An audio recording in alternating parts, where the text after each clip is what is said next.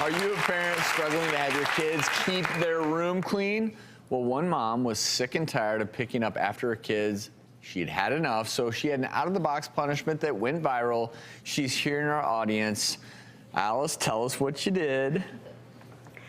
Well, like most moms, especially those of teenagers, you tell your kid, please clean your room. Clean your room now. Really, really clean your room. And then what happens? You end up going in there and cleaning it for them. So I decided to just pick up all of their stuff and put it into trash bags the exact way I found it in the room.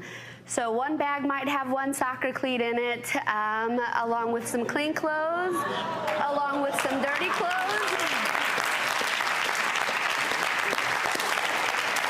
And then I put a note on their bedroom door for them to find when they got home from school, that let them know where all of their stuff was, that let them know they could buy it all back from me at $25 a bag.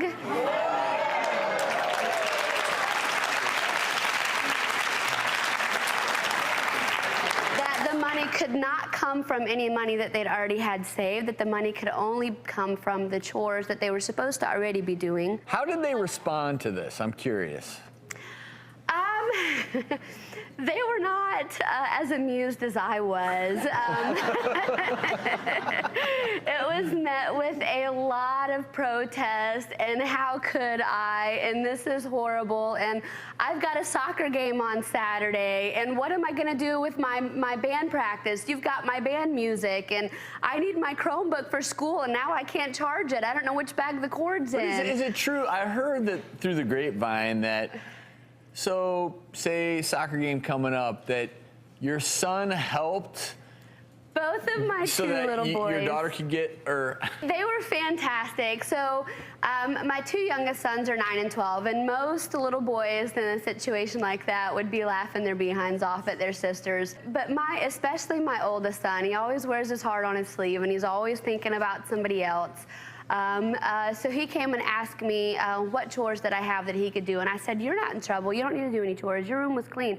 He said, yeah, but if I do some extra chores and get some money, can I buy some of the bags back for Liliana? Oh, how nice is that? And I thought, oh my goodness, how do you say no to that?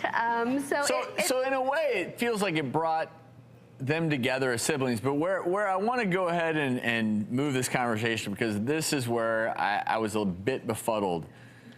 I guess you got some negative feedback, and someone threatened to call Child Protective Services on you. Yeah, it was crazy. So I ended up posting a couple of pictures along with what I did on Facebook, thinking that maybe a couple of friends and family might get amused by it, and I really didn't think anything else would come from it. I never expected it to go viral and I had people contacting me from Japan, from India, from France, you know, from Italy. And some of them were like, man, this is the most clever thing I've ever heard of. I'm so totally gonna do this with my kids. And then, like you said, there were some that were telling me how horrible I was, that I was psychologically damaging my kids. There was a lady that... Yeah, let me respond to that. You aren't psychologically damaging your kids. This isn't abuse. It isn't neglect. As a matter of fact, I think it's a creative way to take control.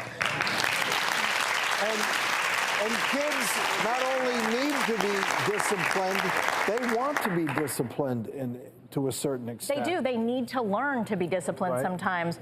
The only thing that I would even add that maybe you told your kids is, my kids have to do chores because they're part of a community. Yes. When you live with people, you help out.